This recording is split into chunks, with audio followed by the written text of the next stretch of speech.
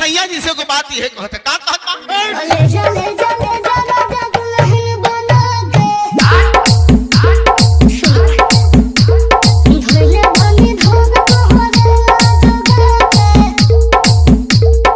ऐसे भैया जरा गौर करेंगे। कबले तू रहबू कुमार गे गोरी, बन जाना अब तू हमार गे गोरी।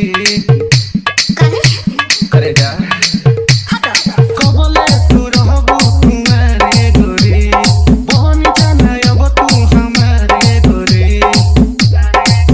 यही मोहर के भीरी तू रहबू होया के।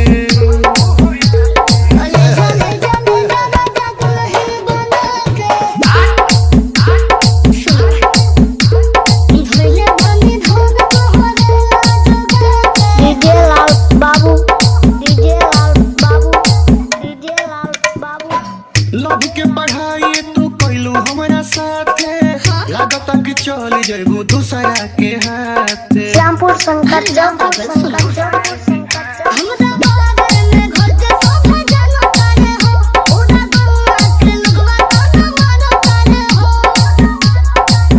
अपना घरवा के लोगवा के देखो मना के।